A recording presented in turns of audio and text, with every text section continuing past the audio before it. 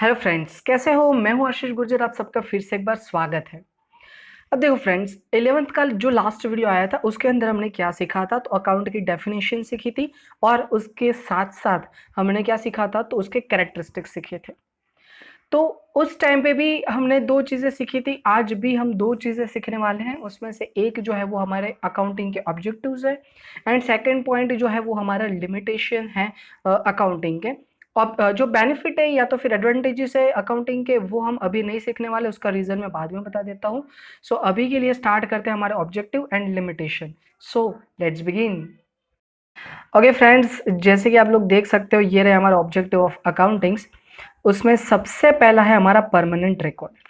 अब देखो, अकाउंटिंग का मेन ऑब्जेक्ट तो प्रॉफिट अर्न करना है, वो भी आएगा यहाँ पे। प्रॉफिट हमें फाइंड करना है, डिराइव करना है, वो तो है। बट अभी के लिए हमारे पास फर्स्ट कॉन्सेप्ट परमानेंट रिकॉर्ड। एक बार अकाउंट लिख दिया, वो लाइफ टाइम तक रहेगा। सिंपल सा एक फंडा, सिंपल सा एक एग्जांपल ले लेते हैं। सपोज आपने बैंक में अकाउंट ओपन किया 2010 में। आज बैंक में जाओगे ना, आप बोलोगे 2010 से लेके आज तक की मुझे सारी डिटेल चाहिए, सारी इंफॉर्मेशन मुझे चाहिए, मुझे एक स्टेटमेंट बना के दे दो, बैंक दे देगी। क्यों? क्योंकि उसने अकाउंट्स अच्छे से मेंटेन किए हैं, आपकी हर एक चीज को उन लोगों ने रिकॉर्ड किया है, इसलिए। सेकंड थिंग, एट प्रेजेंट की अगर बात करें तो अकाउंट रिकॉर्ड किए जाते हैं कंप्यूटर में। पहले की बात करें तो बुक में लिखे जाते थे। अभी भी कई जगह पे ऐसा भी है कि जो अकाउंट है वो बुक में भी लिखे जाते हैं, बट एक बार लिख दिया तो लंबे टाइम तक रहेगा। हाँ, ये चीज़ अलग है कि बुक में लिखा है तो कुछ टाइम के बाद में भी पॉसिबल है वो डिस्ट्रॉय भी हो जाए, पर अगर आप लोगों ने कंप्यूटर में लिखा है तो वो डिस्ट्रॉय होने के चांसेस बहुत ही कम है। ठीक है फ्रेंड्स, तो ये पॉइंट था हमारा। सेकेंड पॉइंट है to know the effect of each transaction. अब देखो, हर एक ट्रांजैक्शन की बात करें तो हर एक ट्रांजैक्शन की इफेक्ट होती है। सर, ये इफेक्ट क्या चीज होती है वो हम सेकंड चैप्टर में सीखने वाले हैं, इसे अभी डिटेल में नहीं जाते। बट हर एक ट्रांजैक्शन की जो इफेक्ट होती है वो अगर जानना है तो उसके लिए अकाउंटिंग बहुत ही जरूरी चीज है। इसलिए ये सेकंड पॉइंट हो गया। एक ये ऑब्जेक्टिव हो गया हमारा कि भाई अगर हमें इफेक्ट अकाउंटिंग जाननी है तो ये काम में आएगा। थर्ड चीज है to know the influential factor.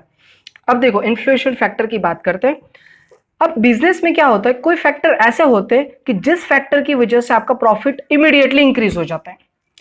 कभी कभी ऐसा होता है, कोई फैक्टर ऐसा होता है कि जिससे अफेक्ट करने से आपका जो प्रॉफिट है वो डिक्रीज होता है, कभी कभी आपको लॉस भी होता है।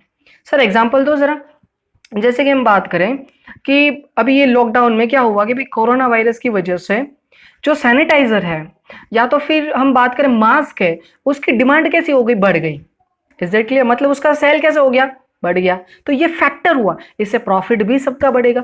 जो मांस आपको 12 रुपीज पर डजन मिल रहा था वो आज आपको पर 12 रुपीज पर पीस मिल रहा है, तो उन लोगों का प्रॉफिट जाहिर सी बात है इंक्रीज हुआ। अब डिक्रीज की बात करते हैं। देखो, जैसे ही कोरोना की बात पता चली कि भाई ये ठंडी चीजें खाने से होता है, तो ये पूरा समर गया। आइसक्रीम की जो डिमांड है वो कैसे हो गई? कम हो गई। तो ऐसे फैक्टर्स हमें देखने पड़ेंगे। ठीक है, ये टेम्पररी फैक्टर है, बट लॉन्ग टाइम पे भी ऐसे बहुत सारे फैक्टर होते हैं जो आपका प्रॉफिट रेज कर सकते हैं, या तो कोई फैक्टर ऐसे होते हैं जो डिक्रीज करते हैं। ये फैक्टर जानने के लिए अकाउंटिंग इंपॉर्टेंट है। फोर्थ पॉइंट है हमारा to determine the tax liability.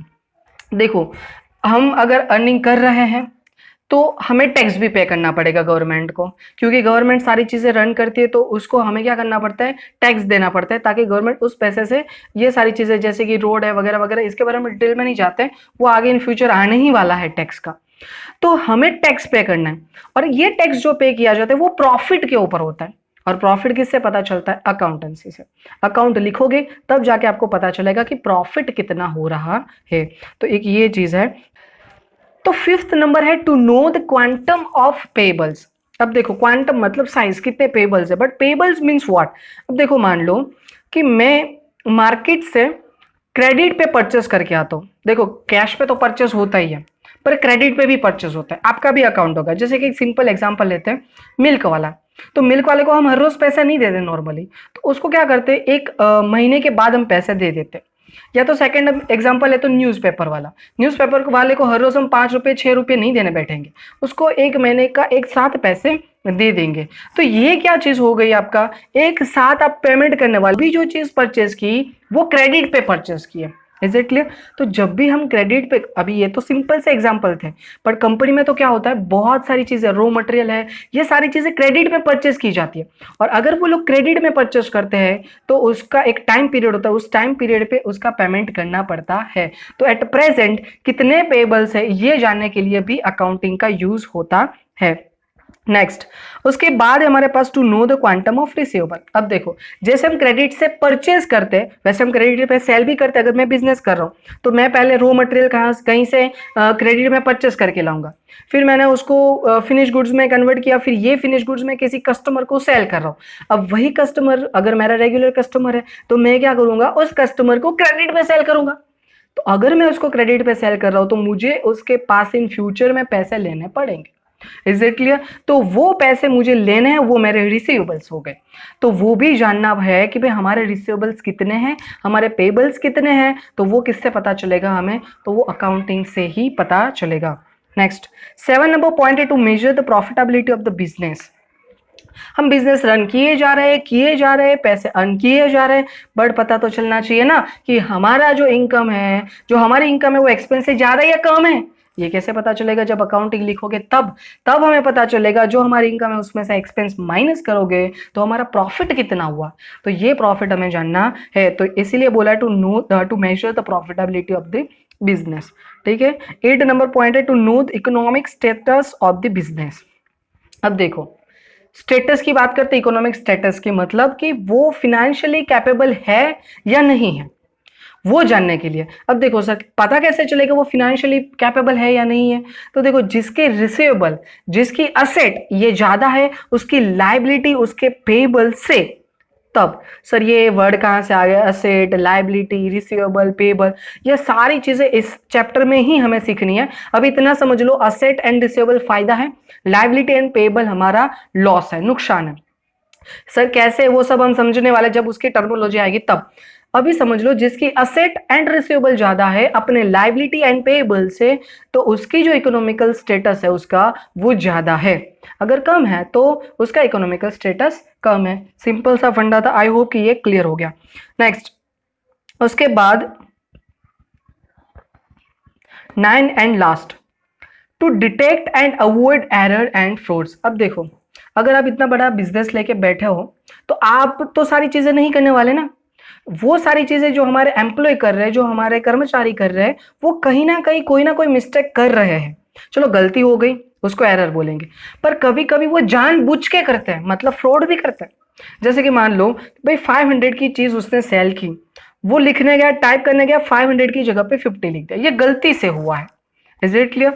पैसे तो अंदर थे ही हमारे हमारे हमारा जो बैलेंस है वो 500 दिखना चाहिए, वो तो है, 50 नहीं है। हाँ, हमने रिकॉर्ड किया उसमें भले ही कम दिख रहा है 450, बट वो सही है ना। तो वो डिटेक्ट करना है तो अकाउंट की जरूरत है। दूसरी चीज, अगर किसी बंदे ने फ्रॉड किया है, मतलब 500 का सेल किया, 100 दिखाए और 400 का अपनी जेब में डाल दिया, तो ये भी कैसे पता चलेगा? वो भी हम अकाउंटिंग लिखेंगे तो ही पता चलेगा। सर एक आध एग्जांपल दे दो। चलो समझ लो, सपोज मान लो कि आपकी आइसक्रीम की शॉप है, बराबर। अब आप नहीं हो, उस टाइम पे आपके जो एम्प्लॉय है वो आइसक्रीम बेच रहे हैं। उन लोगों ने आइसक्रीम बेची कितने की, तो 500 रुपीज पे, और दिखा रहे कि भी 100 रुपीज की आइसक्रीम बेची और 400 अपनी जेब में डाल दिए। भाई 400 की आइसक्रीम अगर गई है मार्केट में, तो इसका मतलब आपके पास से तो इतनी आइसक्रीम कम हुई होगी ना। तो वो स्टॉक लेजर में जाके आप चेक कर सकते हो कि आपका स्टॉक कितना है। तो वैसे करके आपको कोई फ्रॉड या तो फिर कोई एरर है उसको ढूंढ सकते हो और उसको करेक्ट भी कर सकते हो। आई होप कि आप लोगों को ये क्लियर हो गया हो। अगर फिर भी कोई डाउट है तो एक बार फिर से आराम से देख लीजिए वीडियो यहाँ तक, और फिर अगर डाउट फिर भी रहता है तो कमेंट में लिख दीजिए। और अंदर की जो डिटेल है ना वो एक बार आप रीड कर लेना। मैंने जो समझा ना वही चीज उन लोगों ने इंग्लिश में लिखी हुई है। Is it clear? सो वो एक बार देख लेना। आई होप कि आप लोगों को समझ में आ गया है। ठीक है, ओके फ्रेंड्स, अब हम सीखने जा रहे हैं लिमिटेशन ऑफ अकाउंटिंग।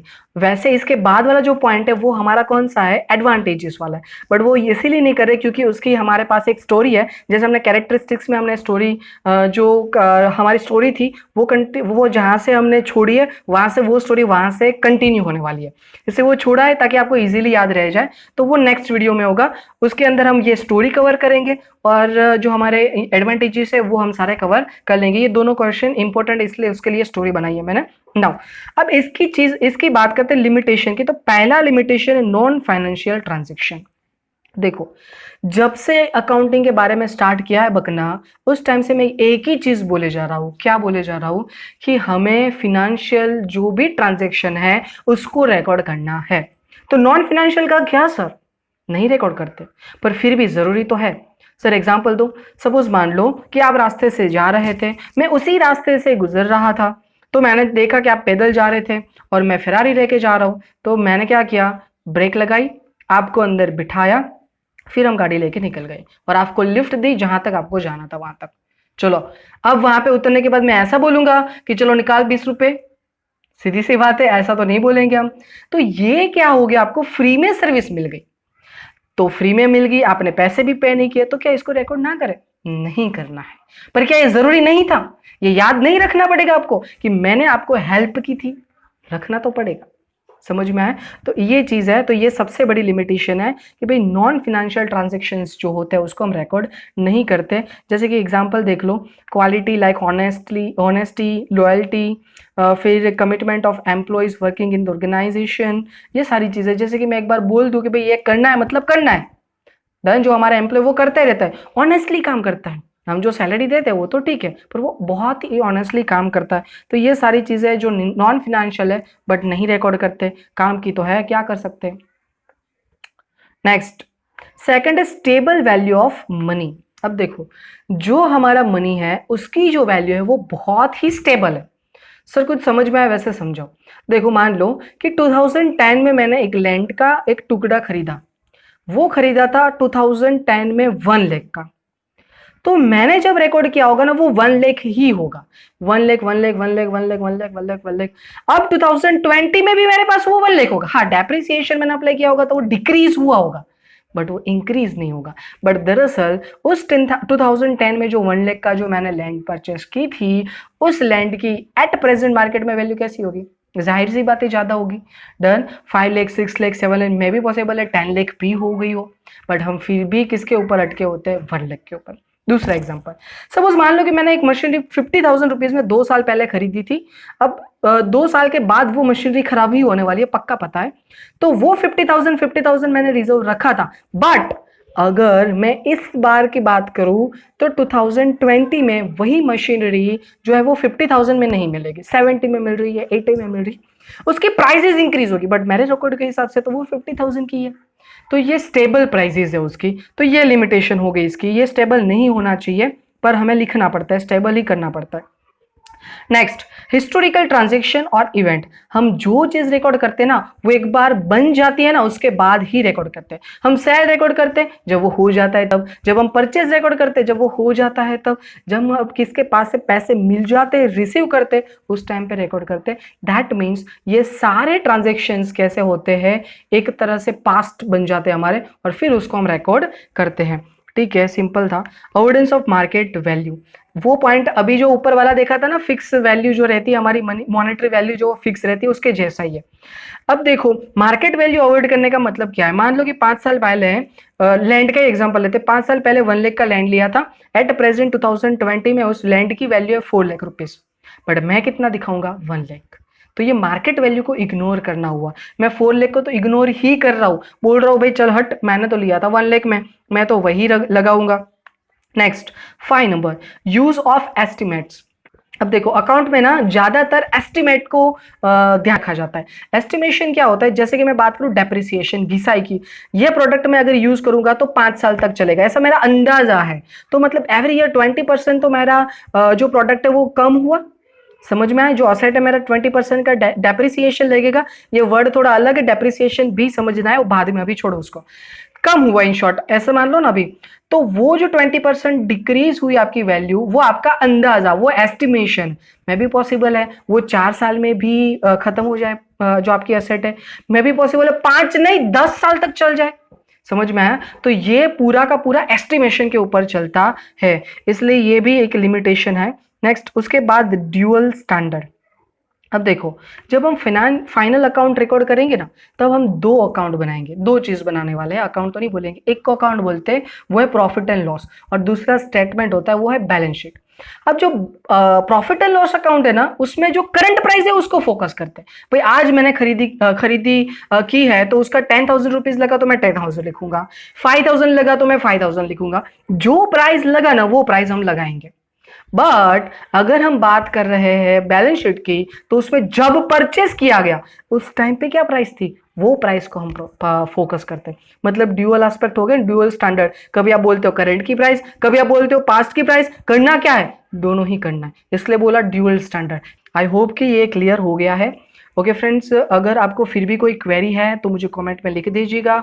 और अगर आप लोगों को ये वीडियो अच्छा लगा है, लाइक कीजिए, शेयर कीजिए, ताकि दूसरे भी आपके जो फ्रेंड्स हैं वो भी इसका बेनिफिट ले सके। और अगर आप इस चैनल पर नए हो तो सब्सक्राइब करके बेल आइकन प्रेस कर दीजिए, ताकि ये जो सीरीज है वो आप तक मिलते रहे। Thank you so much.